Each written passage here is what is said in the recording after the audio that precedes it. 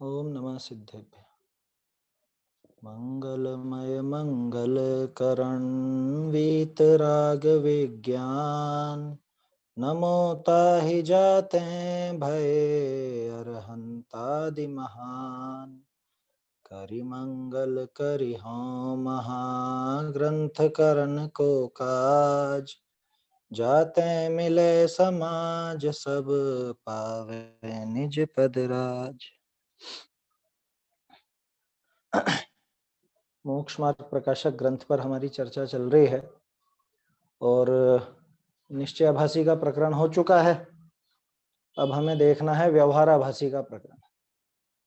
मैंने पहले भी कहा था कि निश्चयाभासी का प्रकरण जितना समझने लायक है उससे ज्यादा समझने लायक व्यवहाराभासी का प्रकरण है, क्योंकि कहीं ना कहीं व्यवहार का पक्ष हमारे हृदय में रहता ही है। और व्यवहार का पक्ष होना गलत नहीं है, व्यवहाराभास का पक्ष होना गलत है। व्यवहार का पक्ष तो सम्यक दृष्टि जीव को होता है, क्योंकि हमने पिछली चर्चा में देखा भी था कि वास्तव में तो व्यवहार वही संभव है कि जहां पर निश्चय हो। एक पंक्ति मैंने आपको बताई थी, व्यवहार में निश्चय गर्भित होता है। रहस्यपूर्ण चिट्ठी की पंक्ति थी, टोडरमल जी साहब ने लिखा था वहां पर कि व्यवहार में वो निश्चय गर्भित होता है। उसका अर्थ क्या था कि व्यवहार में निश्चय गर्भित होता है, माने कि जहां व्यवहार है वहां निश्चय तो होगा ही होगा। अगर बिना निश्चय का व्यवहार है तो गड़बड़ है। निश्चय अकेला हो सकता है, व्यवहार अकेला नहीं होगा। आया समझ में? असली असली की बात कर रहे हैं अपन। असली व्यवहार तो कभी बिना निश्चय के होगा ही नहीं, है ना। बिना व्यवहार के असली निश्चय तो हो सकता है। जैसे निश्चय धर्म जो वीतरागता आदि कही जाती है, तो उसका बाहरी रूप भले ना हो, जैसे कि अरहंतों के, सिद्धों के, इनके कोई व्यवहार अपने को नजर आता नहीं है। व्यवहार धर्म माने जिसे हम व्यवहार से धर्म कहते हैं, वो उनके नजर नहीं आता, लेकिन उनके वो वीतरागता रूप असली निश्चय धर्म तो रहता ही है। लेकिन व्यवहार धर्म अगर है और निश्चय धर्म नहीं हो तो फिर वो व्यवहाराभास कहलाता है। और चक्कर यही पड़ता है, हमें क्या लगता है कि बाहर का कुछ करके, बाहर कुछ क्रिया करके, और हम सोचते हैं कि हाँ अब धर्म हो गया है। जैसे पिछली चर्चा में भी हमने बात की थी, बहुत से लोग कहते हैं ना कि अब और क्या करें, इससे ज्यादा कर तो रहे इतना। सुबह से उठ जाते हैं, मंदिर चले जाते हैं। हम तो इतनी जल्दी उठ करके और मंदिर चले जाते हैं, अंधेरे में ही चले जाते हैं। क्या देखो, दर्शन वगैरह करने में तो समस्या नहीं है, लेकिन सूर्योदय के पहले मंदिर की क्रियाएं नहीं होती है। मंदिर की क्रियाएं माने जो भी पानी वगैरह छानने का, या समझ लो प्रक्षाल आदि का, अभिषेक वगैरह का जो भी काम है, पूजन आदि है, वो सूर्योदय के पहले वर्जित है। क्यों? सूर्योदय के पहले का काल क्या कहलाता है? रात, है ना। सूर्यास्त से लेके सूर्योदय तक रात्रि काल है ना। जिसके रात्रि भोजन का त्याग होता है वो सूर्यास्त के बाद तो भोजन नहीं करता, लेकिन क्या सूर्योदय के पहले कर लेता है क्या? जब सूर्योदय के पहले नहीं कर सकता तो सूर्योदय के पहले मंदिर की क्रियाएं भी नहीं होती, है ना। दर्शन वगैरह में कोई समस्या नहीं है, दर्शन करने जाओ कोई दिक्कत नहीं है, वहां पे शांति से चुपचाप दर्शन कर लो, है ना। जो भी स्तुति वगैरह आपको करनी है वो कर लो, भाव पूजन आप कर सकते हो। लेकिन दूसरी दूसरी खैर वो चीज अलग है। अपना विषय तो ये है कि हम सुबह से उठ करके ये सब काम करते हैं, पूजन भी कर लेते हैं, प्रक्षाल आदि भी कर लेते हैं, उसके बाद समय ज्यादा है तो विधान वगैरह भी कर लेते हैं, स्वाध्याय भी हम करते हैं, अष्टमी चतुर्दशी के व्रत वगैरह सब करते हैं, दश लक्षण अष्टानी का जो भी हमारे धर्म पर्व हैं उनमें सारी क्रियाएं करते हैं। अब और क्या करें, हो तो गया धर्म, और कैसा धर्म होता है। इसको कहते हैं व्यवहाराभास। आया समझ में? उस क्रिया को करके वो समझता है कि मैंने धर्म कर लिया। आया समझ में? वो क्रिया, क्रिया क्या है? वो क्रिया है जैसे केला आपने खरीदा, कोई भी फल खरीदा, फल क्या चीज है उसमें बताओ? असली फल क्या है? असली फल तो वो है जिसको आप खाओगे, है ना। अब मान लो वो तो आधा ही निकलता है, वो तो उसमें आधा ही निकलता है। जैसे छिलके हटा दिए आपने, केले के छिलके हटा दिए, तो अंदर का जो उसका गुदा है, अंदर का जो दल है उसका, वही है ना असली फल तो। और ऊपर का छिलका कि वो छिलका है। लेकिन जब आप खरीद के लाए उसको केला बोल करके लेके आए, उसे आपने केला बोला कि नहीं बोला? उसी को देख करके पहचान की ये अच्छा केला है, ये बुरा केला है ना? जो भी फल का उदाहरण ले लो, है ना, एक उदाहरण लिया मैंने तो केले का, किसी को आम पसंद हो तो आम का ले लेना। क्या ऊपर से ही तो देखा ना आपने, वो छिलके को ही तो देखा ना, उस छिलके को ही नाम दिया है। उसके अलावा आपने जो कीमत दी है, जो पैसे दिए हैं, वो पैसे भी उस छिलके समेत के ही है ना। वो छिलका भी तोल में ही आया ना, है? छिलका भी तोल में आया है, लेकिन वो छिलका असली फल है क्या? है? उसको फल का नाम दिया गया, उसके लिए कीमत भी चुकाई गई, लेकिन वो असली फल है क्या? कि वो असली फल नहीं है, वो खाया नहीं जाएगा। तो फिर उसका उपचार ऐसा क्यों किया गया? कह रहे वो अंदर उसके निश्चय गर्भित था, असली फल उसमें गर्भित था, तो हमने उसको वो नाम भी दिया और उसकी कीमत भी चुकाई।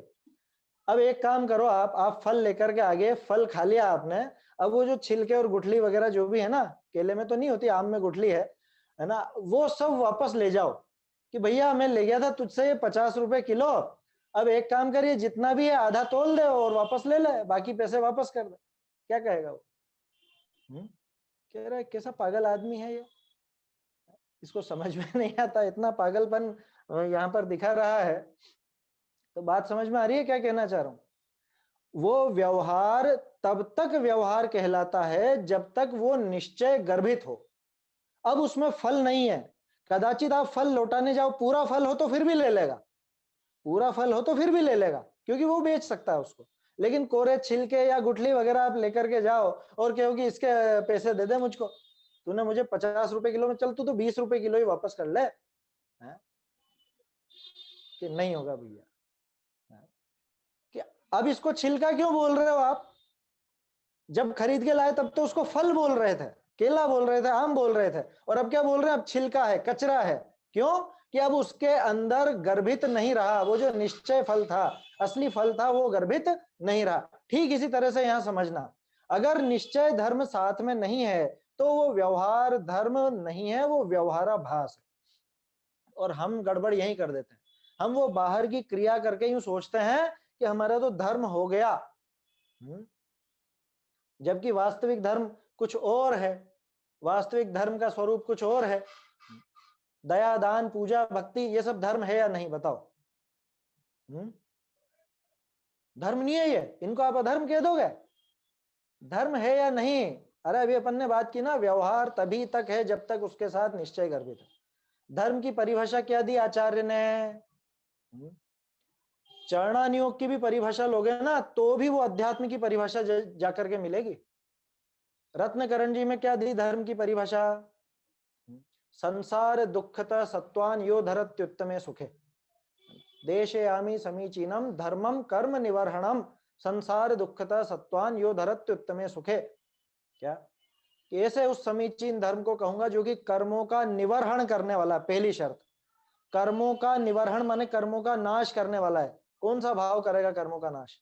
शुभ भाव करेगा, अशुभ भाव करेगा, या वीतराग भाव करेगा? क्या करेगा? कौन करेगा उनमें से? और संसार के दुखों से छुड़ा के जो उत्तम सुख में धर दे, उसका नाम धर्म है। किसकी परिभाषा है ये?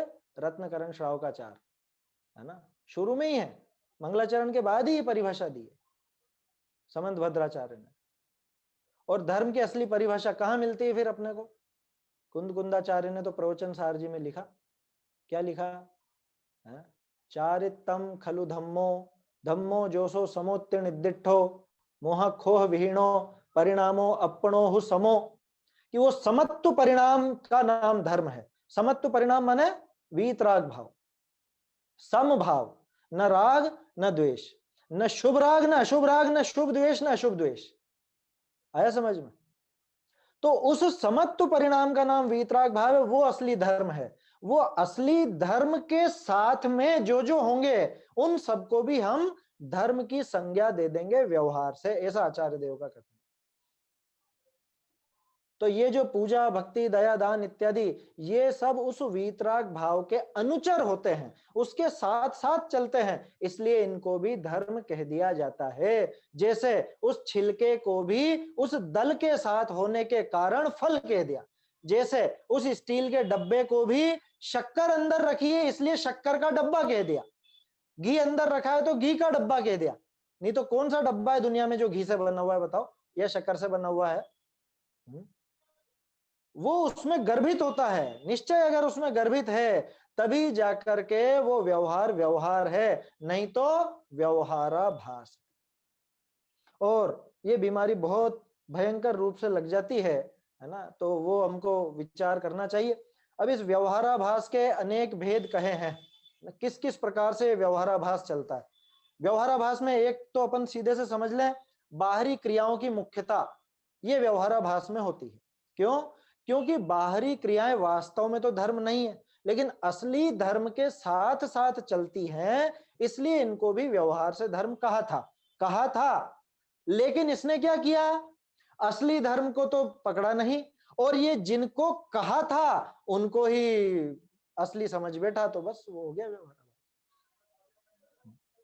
बारात आती है ना, दूल्हे का स्वागत ज्यादा होगा कि दूल्हे के साथ जो आते हैं उनका स्वागत ज्यादा होगा? कि भाई जो वर के साथ है ना, वर के साथ है तो बारात है। अब वर के साथ है तो बारात नाम पा रही है, ठीक है, सम्मान करेंगे उसका, कोई दिक्कत नहीं। लेकिन गड़बड़ क्या हुई, व्यवहाराभास में क्या गड़बड़ हुई है कि बाराती बाराती का ही स्वागत किया जा रहा है, उसी का ही सम्मान हो रहा है, वर तो रह गया एक तरफ, वर तो भूखों मर रहा है, उससे कोई नहीं पूछ रहा क्या खाना है क्या नहीं खाना है, और सब उन्हीं की आवभगत में लग गए। अब वो बेचारा घोड़ी पे बैठा बैठा सोच रहा है मैं क्या करूं यहाँ पर। ये स्थिति असली धर्म की होती। तो निश्चय धर्म जो वीतराग भाव है, वो वीतराग भाव के साथ साथ जो व्यवहार धर्म माने बाहरी क्रियाएं चलती हैं, उन पर तो इतना जोर दे दिया गया कि ये जो असली धर्म है वो गायब रह गया। असली धर्म माने क्या, स्वाध्याय, कि अरे ये स्वाध्याय भी बाहरी क्रिया है ना। बहुत से लोग यूं सोचेंगे कि शायद पूजा पाठ का नाम व्यवहार होगा और स्वाध्याय का नाम निश्चय होगा, ऐसा बिल्कुल भी नहीं है। चाहे पूजा हो, पाठ हो, भक्ति हो, स्वाध्याय हो, जप तप दान इत्यादि जो कुछ भी हो, ये सारे के सारे व्यवहार से ही धर्म कहलाते हैं, इनमें एक भी निश्चय नहीं। क्रिया है ना, सभी नहीं देखने बेटा। ये किसी का ऑडियो चालू है, बंद कर लीजिए, अगर प्रश्न हो तो ही आप ऑडियो चालू करें। विनीत जी देख लेना एक बार, जो बस चलिए।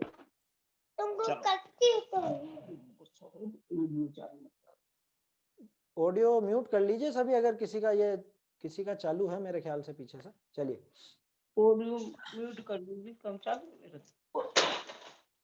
तो क्या बात कर रहे हैं अपन कि वो जो व्यवहार है उसी की मुख्यता इतनी हो जाए कि निश्चय की बात समझ में ही नहीं आए, वो धर्म ही समझे नहीं, असली धर्म क्या चीज है उसको नहीं समझे, इसका नाम व्यवहाराभास है।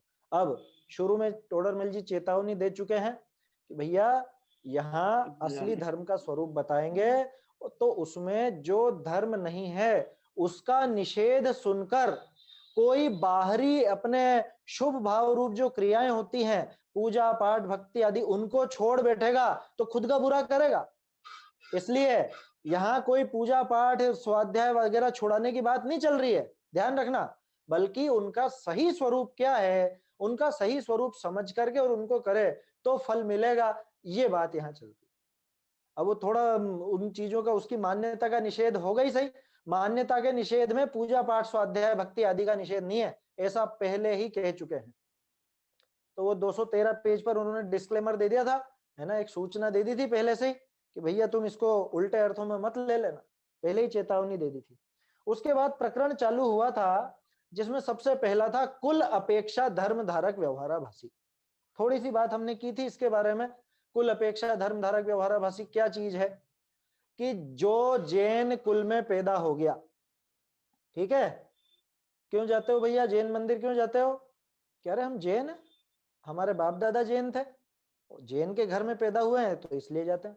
अच्छा, रात में खाते हो क्या, कि नहीं खाते, हम आलू प्याज नहीं खाते, क्यों नहीं खाते, हम जैन हैं इसलिए नहीं खाते।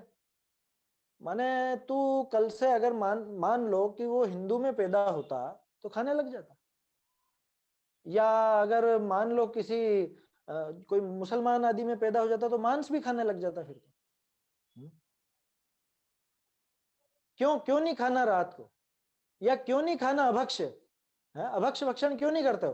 कि हम जैन है इसलिए नहीं करते हैं। ये जवाब नहीं है ना। भाई अन्य जो बिल्कुल ना समझ हो ना, कोई बिल्कुल ना समझ, जैसे छोटे बच्चे जाते हैं स्कूल में जाते हैं और वो स्कूल वाले तो अब समझेंगे नहीं, तो उनसे तो फिर भी ये कहा जा सकता है कि भाई जैन है इसलिए नहीं खाते। अब उनको ज्यादा क्या समझाओ इसमें जीव है क्या, वो समझेंगे ही नहीं। उनके लिए तो फिर भी इतना कहा जा सकता है कि जैन है इसलिए नहीं खाते, लेकिन इसकी मान्यता टटोली जा रही है। हमारी मान्यता क्या है, ये टटोल रहे हैं टोडरमल जी, और ये हमको समझा रहे हैं कि भैया तुम अगर इस भावना से नहीं खाते तो तुम तो बेकार काम है। क्यों बेकार काम है? क्योंकि कल से किसी दूसरे कुल में पैदा हो जाते हैं तो वहां वैसा आचरण करते। अगर तुम दूसरे कुल में हो जाते और फिर तो सारे धर्मात्मा हो जाएंगे ना। क्यों? क्योंकि अपने कुल परंपरा का तो निर्वाह सभी करते हैं। हिंदू अपने कुल में आई परिपाटी चलाते हैं, मुसलमान अपने कुल में आई परिपाटी चलाते हैं, सिख अपने कुल में चली आई परिपाटी चलाते हैं, तुम जैन हो तो तुम अपने कुल में चली आई परिपाटी चला। इसमें बड़ी बात क्या हो गई? इसमें धर्म क्या हो गया? तो क्या रात में खाने लग जाएगा? पहले ही कह चुके हैं, उल्टा अर्थ ग्रहण मत करना।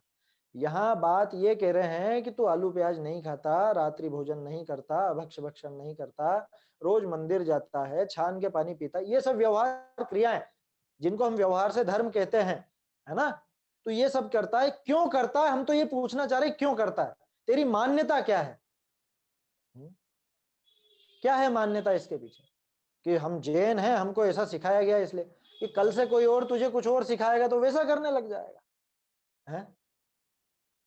जैसे मान लो कोई बालक हो, वो पहले इधर उधर कहीं भी जाता हो अपने दोस्तों के कहने में आकर के, फिर उसके कोई दूसरे दोस्त बने, उनके कहने में आकर के कहीं और जाने लग कहीं और का मतलब कोई देवी देवता के स्थान पर, किसी अन्य देवी देवता के स्थान पर जाता था, फिर कोई दूसरे दोस्त बन गए तो फिर कोई और देवी देवता के स्थान पे जाने लग गया, फिर कोई जैन दोस्त मिल गए तो जैनी के घर पर मतलब जैनियों के स्थान पर मंदिर आदि जाने लग गया।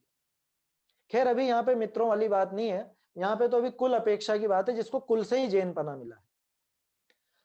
मित्रों वाली बात तो वो परीक्षा रहित आज्ञानुसारी में आ जाएगी।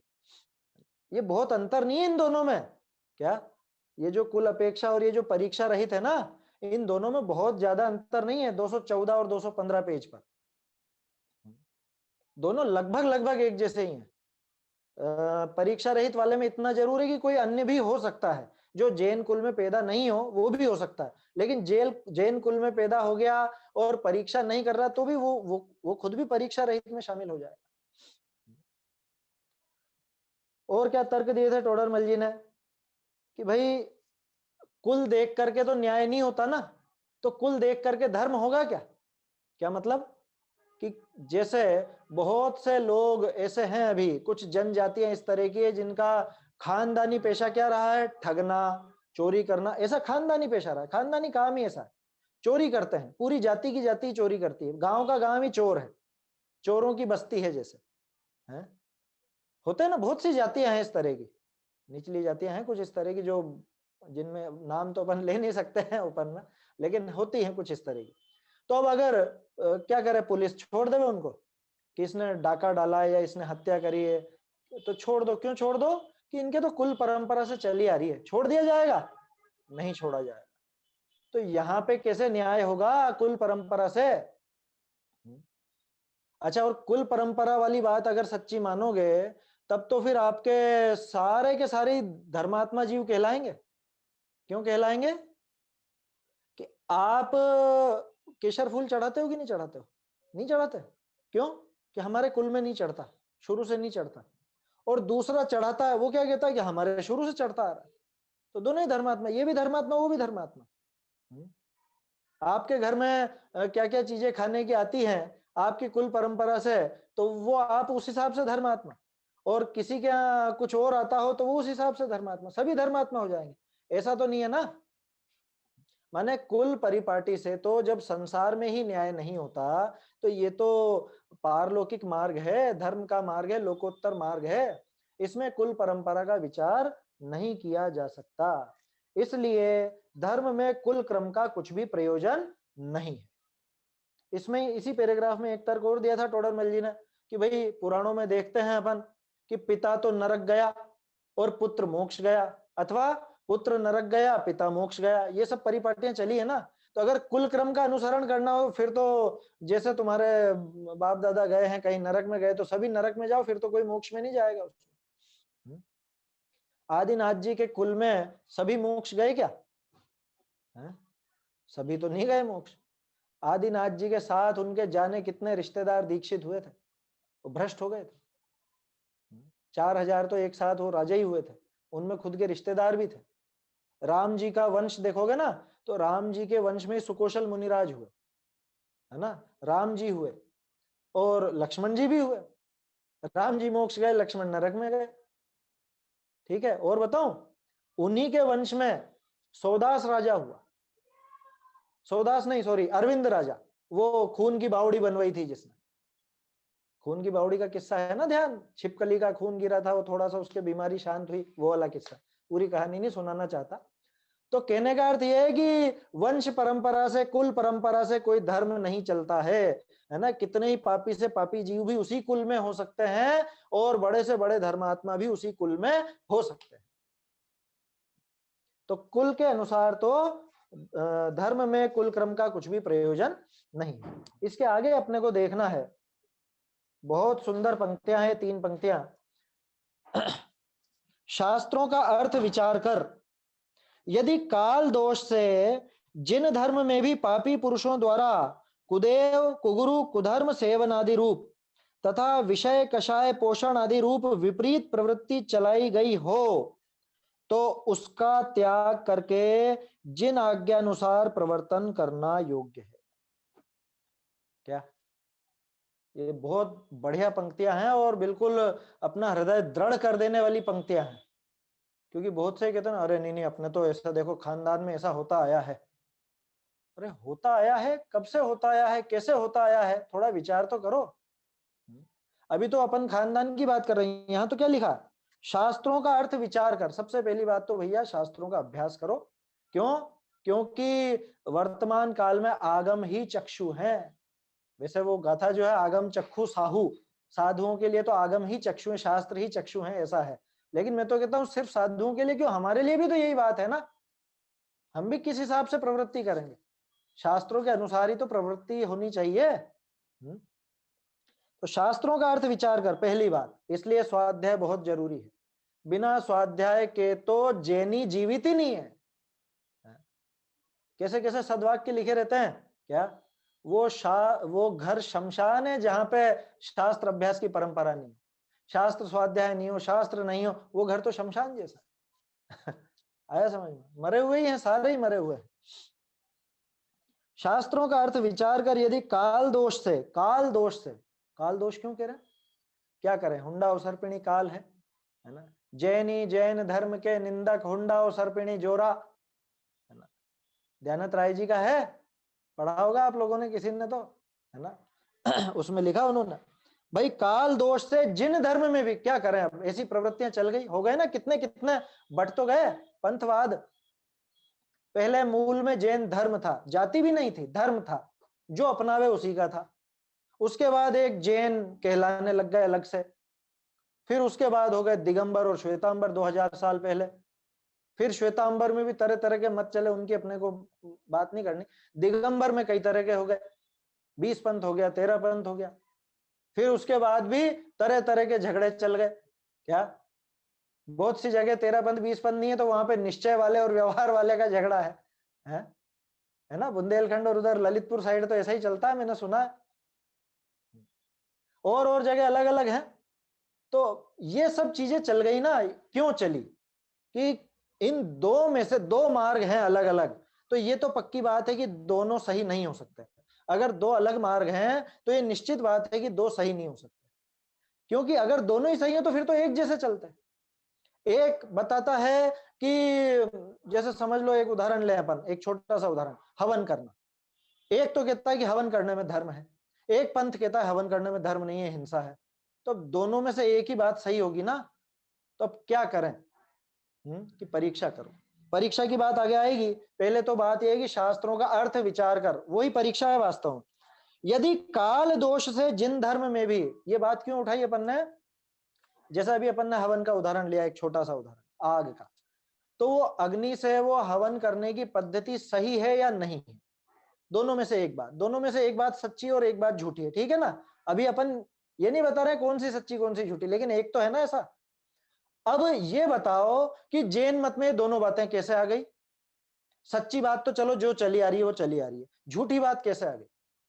झूठी बात ऐसे आ गई कि काल दोष से जैन धर्म में भी गलत बात मिलाने वाले, मिलावट करने वाले यहां भी हो गए। मिलावट की गई, शास्त्रों में मिलावट की गई, है ना? लोगों के झुंड उस रूप परिवर्तित हुए, तो ये पद्धतियां चल पड़ी। वो भी इतिहास और परीक्षा के संबंध में अपन देखेंगे, उसकी चर्चा विस्तार से करेंगे। ये बहुत जरूरी प्रकरण है। आप में से बहुत से लोग सोच रहे होंगे कि छठे अध्याय के पहले तो बहुत जल्दी जल्दी हो रहा था, ये 7वां अध्याय में समय ज्यादा लग रहा है। इसके प्रकरण ज्यादा समझने योग्य हैं और सारे ही विशेष प्रकरण हैं। इसलिए मेरा मन नहीं मानता कि अपन एकदम से छोड़ करके आगे बढ़े इसको।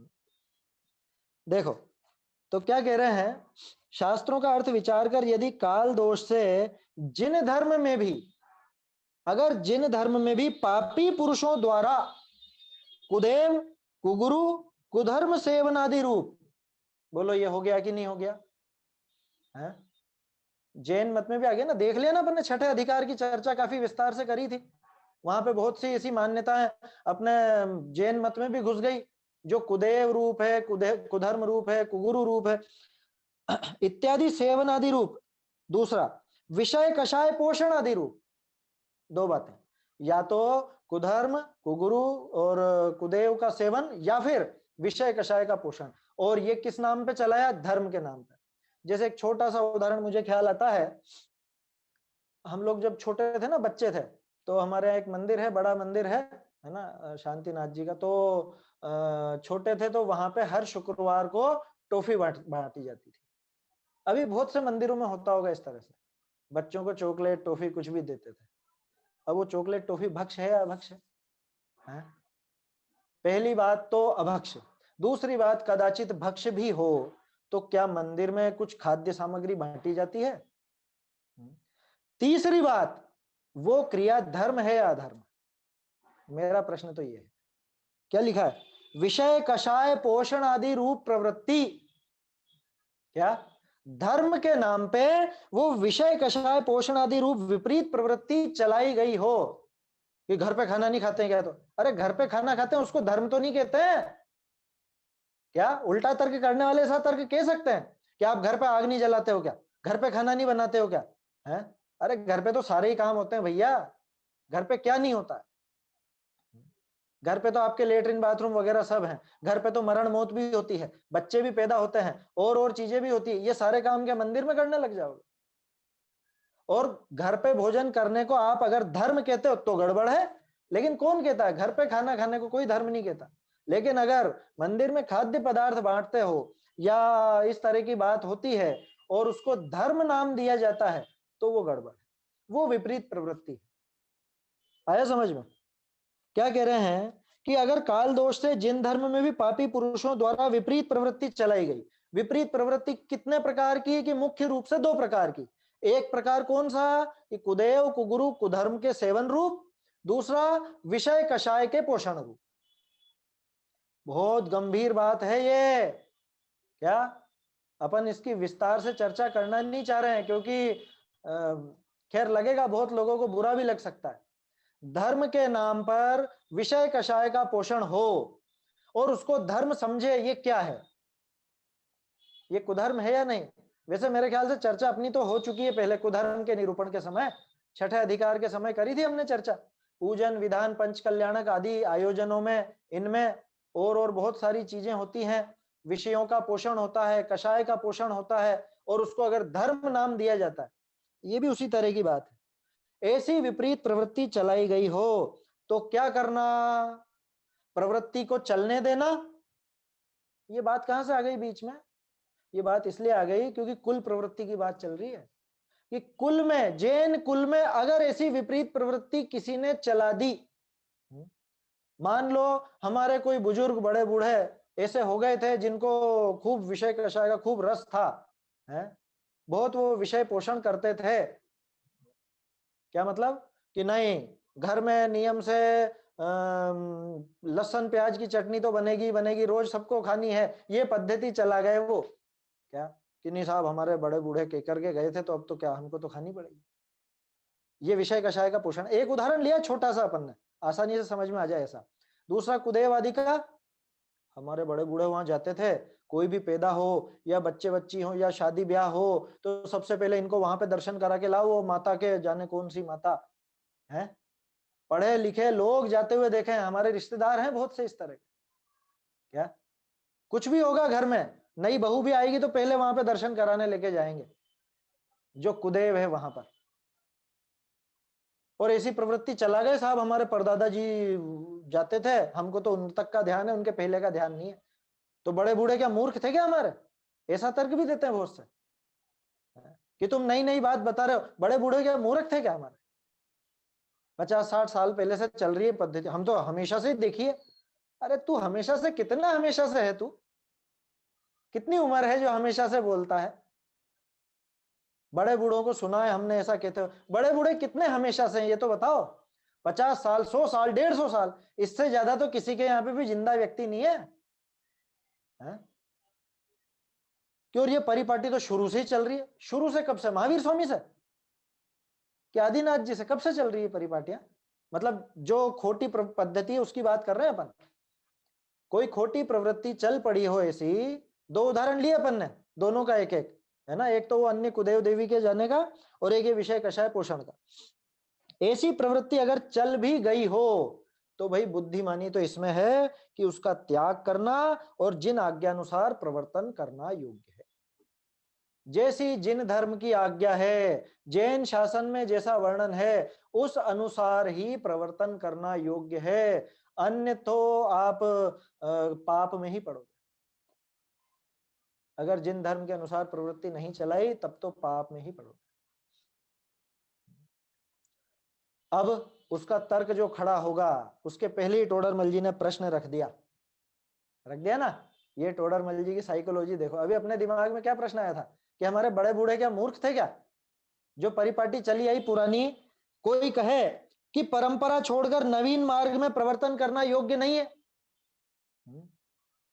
कह सकता है। और कहते हैं लोग बात कि नई नई बात जाने कहां से लिया है, जाने कहां से लिया है नई बात। अब सुनो जवाब, कितना शोध खोज पूर्ण और साइकोलॉजी का जवाब है।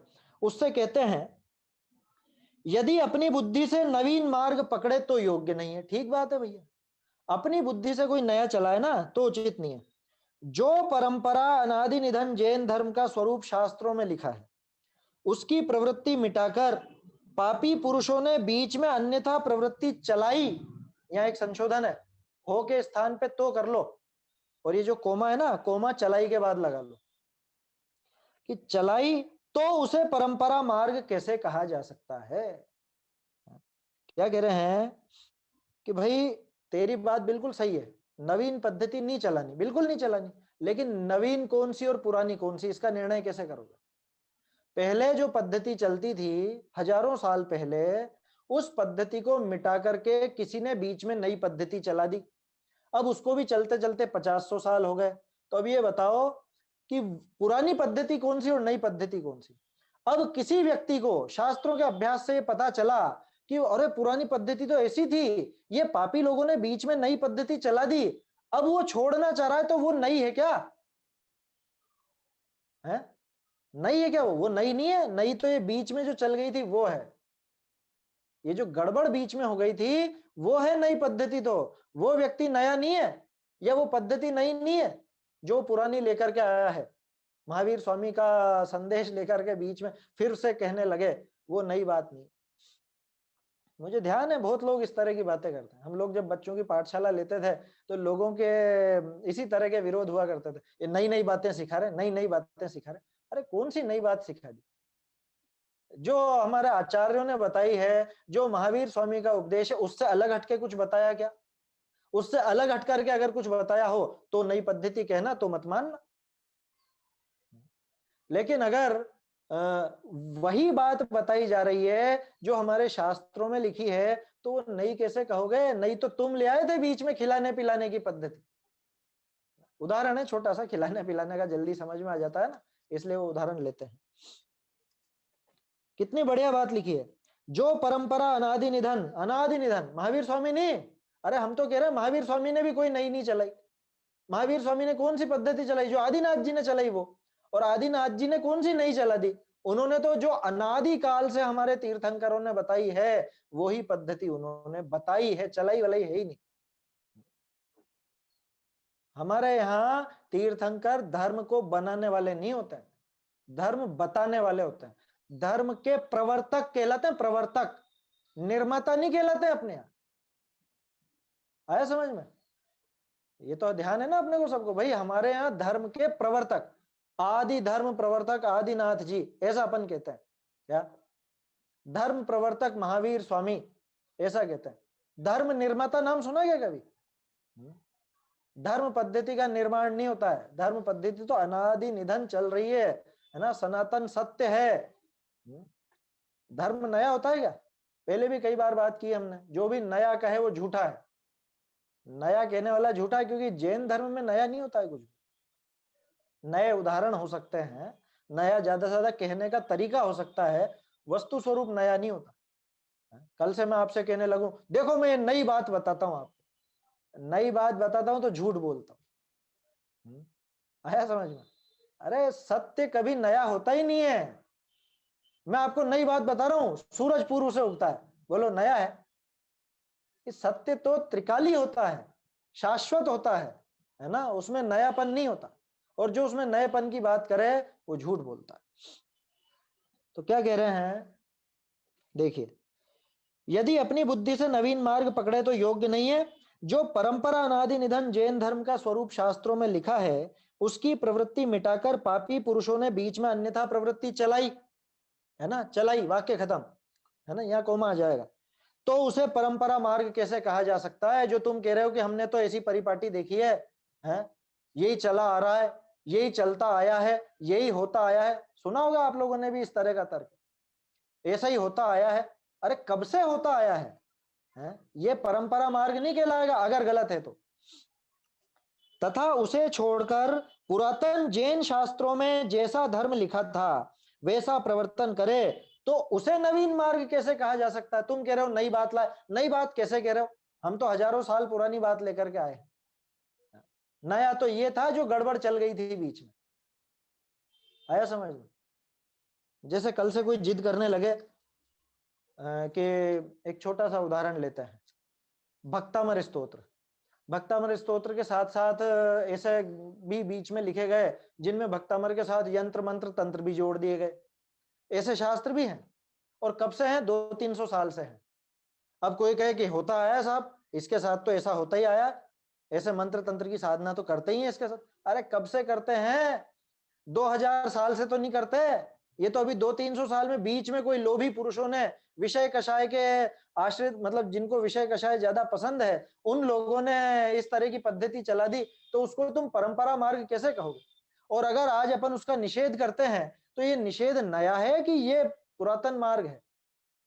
परंपरा मार्ग तो यही है ना जो निषेध किया जा रहा है, क्योंकि हमारे यहाँ पर भगवान की स्तुति आदि करके कोई विषय कषाय का पोषण नहीं किया जाता, है ना। मुझे तो कितनी बार लगता है और कहता भी हूं कि सबसे ज्यादा दुर्गति हुई है भक्तामर स्तोत्र की, सबसे ज्यादा।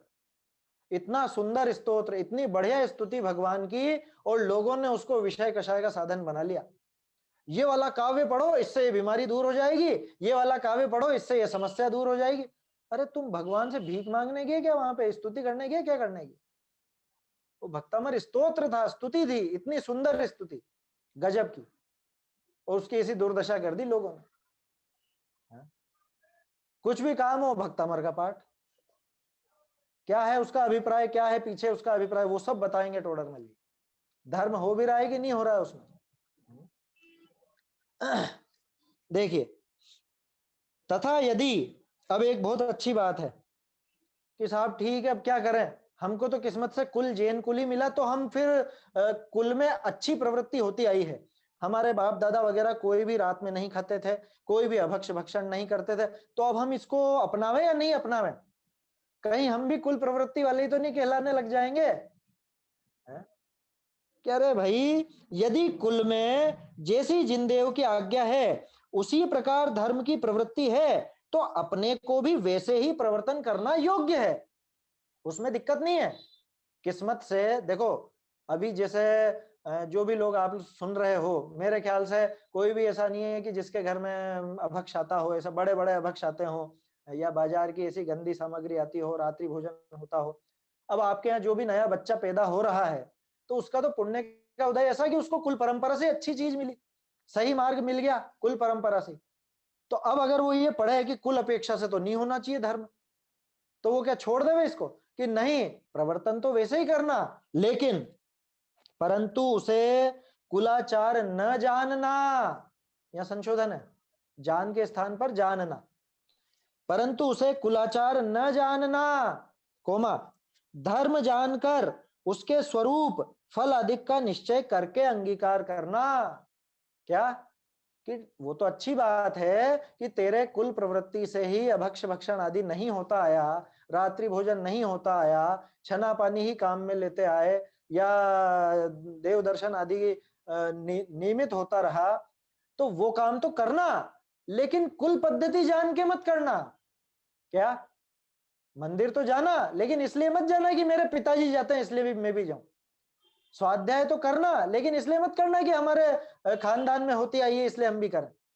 क्या रात्रि भोजन मत करना, लेकिन इसलिए मत छोड़ देना रात्रि भोजन की हमारे बाप दादा नहीं खाते तो हम भी नहीं खाते, क्योंकि हो रहा है, वास्तव में हो रहा है। बहुत से परिवारों में क्या होता है, घर में तो कुछ भी नहीं बनता है ना, घरों में तो कुछ भी नहीं होता, लेकिन कि साहब ये बाहर तो खाते हैं। वहां पता चलता है कि ये जो घर में भी छोड़ बैठा है कुल अपेक्षा से छोड़ बैठा है। क्या कहना तो नहीं चाहिए, लेकिन क्या कहें, आजकल जो बड़े शहर है ना, जैसे इंदौर हो गया या जयपुर हो गया या और भी जो ऐसे बड़े शहर है, वहां अधिकांश इस तरह की प्रवृत्ति मिलेगी आपको जेएनयू के घरों में। क्या कि साहब हमारे घर में तो रात्रि भोजन बिल्कुल नहीं होता, हमारे घर में तो आलू प्याज या भक्ष्य नहीं आता। कि अच्छा, और आपके बच्चे वहां ठेले पे खड़े देखे हमने, वो है कह रहे वो खाते हैं, उनके त्याग नहीं, लेकिन हमारे घर में तो घर में क्या वहां आके अचार डालेगा, क्या घर में क्या करेगा उसका, वो पद्धति तो वो बस वो एक लीक निभा रहा है, वो लीक, क्या उस लकीर पे चल रहा है वो कि हाँ हमारे घर में नहीं आता तो घर में नहीं आएगा। अच्छी बात है घर में नहीं आवे, वो तो अच्छी बात है, हम ये नहीं कह रहे घर में आना चाहिए, लेकिन घर में क्यों नहीं आए, कि बाप दादा नहीं खाते थे इसलिए नहीं आए, कि उनमें जीव बहुत हैं, जीवों का घात बहुत होता है, अपने को जीवों का घात नहीं करना इसलिए नहीं आए। क्या होना चाहिए पीछे प्रयोजन, बुद्धि क्या होनी चाहिए। देखो, एक व्यक्ति जिसने आलू प्याज छोड़ दिया, क्यों छोड़ दिया, कि उसको डॉक्टर ने मना की थी। और एक व्यक्ति जिसने आलू प्याज छोड़ दिया, क्यों छोड़ दिया, कि अरे इसमें इतने जीव होते हैं, अनंत जीवों का घात होता है इसलिए। क्रिया तो दोनों की एक जैसी दिख रही है ना, क्रिया दोनों की एक जैसी है, आया समझ में, लेकिन एक अभी भी पाप ही बांध रहा है। कौन, डॉक्टर के अनुसार जिसने छोड़ा है वो पाप ही बांध रहा है, वो कोई पुण्य नहीं बन रहा उसके। कोई सोचे कि अरे चलो अच्छा हुआ फालतू का पाप मिटा, कि तेरे मन से तो मिटा ही नहीं है, मन में कहां मिटा उसके है? विषय सेवन में तो अभिलाषा मूल है, हिंसा में प्रमाद परिणति मूल है। कैसे अमृत वचन दिए टोडरमल जी ने, है ना, सिद्धांत वाक्य है ये, कि हमने हिंसा कहां करी, कि तेरा प्रमाद अगर था तो हिंसा तो होती है, निश्चित होती है, क्योंकि कोई क्रिया से हिंसा का नाम नहीं है। आप और टोडरमल जी ने मन से नहीं बनाई है ये परिभाषा, आप देखो तत्वार सूत्र में परिभाषा क्या है हिंसा की, प्रमत्त योगात प्राण व्यप्रोपणम हिंसा, प्रमाद के योग से प्राणों का व्यप्रोपण होना हिंसा। और आचार्य देव ने ये तक नहीं लिखा किसके प्राणों का, दूसरे जीव के प्राणों का या खुद के प्राणों का, क्योंकि प्रमाद के योग से सबसे पहले खुद के प्राणों का घात होता है। सोचो आप, गंभीरता से सोचो, क्यों नहीं लिखा आचार्य ने कि जीवों को मसल देने का नाम हिंसा है, जीवों का घात कर देने का नाम हिंसा है, ऐसा नहीं लिखा। उन्होंने लिखा प्रमाद के योग से, और उसी चीज का सार पकड़ के टोडरमल जी ने लिखा हिंसा में प्रमाद परिणति मूल है। आया समझ में। और ऐसे ही विषय सेवन में अभिलाषा मूल है। वो विषय सेवन क्यों नहीं कर रहा, ये डॉक्टर ने मना किया, या फिर अभी मिल नहीं रहा है, या कोई और दिक्कत आ गई है। अगर मन में अभिलाषा बनी हुई है याद रखिए 204 पेज करी थी ना बात हमने प्रतिज्ञा वाली, कि मन में जब तक वो भाव रहता है तब तक तो उसका त्याग वास्तव में हुआ ही नहीं है, इसलिए प्रतिज्ञा लेना चाहिए, ऐसा था ना प्रकरण। तो कहने का अर्थ यह है कि भाई अगर कुल प्रवृत्ति में सही मार्ग पर चल रहे हो तो उस सही मार्ग का अनुसरण तो करना, वैसा ही प्रवर्तन करना, लेकिन ये सोच के मत करना कि हमारे बाप दादा करता है इसलिए हमको करना है, बल्कि उसकी सत्यता पहचान कर कि ये मार्ग सत्य है, अन्य मार्ग सत्य नहीं है, ये पद्धति सही है, अन्य पद्धति सही नहीं है, ऐसा विचार कर। लिखा ना, उसे कुलाचार न जानना, उसको कुलाचार मान लेगा तो फिर कुल वाली बात लगेगी जो ऊपर तर्क आए हैं। धर्म जानकर उसके स्वरूप फल आदि का निश्चय करके अंगीकार करना। अगर देखो कितनी बड़ी बात, जो सच्चे भी धर्म को कुलाचार जानकर प्रवर्तता है तो उसे धर्मात्मा नहीं कहते। कह रहे मैं तो इतना सब आचरण कर रहा हूं और आप मुझे धर्मात्मा नहीं कह रहे। कह रहे तू सिर्फ तेरे बड़े बूढ़ों का अनुसरण कर रहा और कुछ नहीं कर रहा, तूने धर्म को समझा कहां है? समझ के करे तब जाके धर्मात्मा कहलाएगा। हमारे बड़े बूढ़े करते थे तो हम भी वैसे ही कर रहे हैं, उससे धर्मात्मा नहीं हो जाता। आया समझ में? क्योंकि कितना बड़ा तर्क है, सब कुल के उस आचरण को छोड़ दें तो आप भी छोड़ देगा। लो, कल तक तो घर में कुछ भी अभक्ष नहीं आता था, वैसी पद्धति चलती थी, लेकिन घर के मुखिया ने ऐलान कर दिया कि आज से सब आएगा, तो ठीक है ये भी खाने लग गया, ये भी सब अभक्ष चलने लग गया। इसके कहां गया वो धर्म है? तो ये तो कुल परंपरा से करना उचित नहीं है। तथा वह जो आचरण करता है सो कुल के भय से करता है, कुछ धर्म बुद्धि से नहीं करता, इसलिए वह धर्मात्मा नहीं है। उसके दिमाग में तो एक कुल परंपरा का वो भय अथवा वो अनुसरण का लोभ ही बैठा हुआ है, उसके कोई धर्म बुद्धि नहीं आई है। इसलिए धर्म का आचरण तो करना, लेकिन कुल परंपरा जान के नहीं करना, उस धर्म का स्वरूप और उसका फल समझ करके करना। अब देखिए आखिरी पंक्तियां हैं इसी की, इसलिए विवाह आदि कुल संबंधी कार्यों में तो कुल क्रम का विचार करना, परंतु धर्म संबंधी कार्य में कुल का विचार नहीं करना। ये क्या कहना चाह रहे हैं टोडरमल जी? कि सजाती में विवाह करना, अन्य में नहीं करना, ऐसा चलता है ना कि खंडेलवाल तो खंडेलवाल में ही करे, जेसवाल जेसवाल में ही करे, परवाल परवाल में ही करे। क्या बुंदेलखंड में क्या चलता है, परवाल और वो गोलापुर है, या उधर खरौवा और लमेचू, तरह तरह के समाज चलते हैं जगह जगह, तो अपनी समाज में करना, ऐसा कह रहे हैं क्या टोडरमल जी?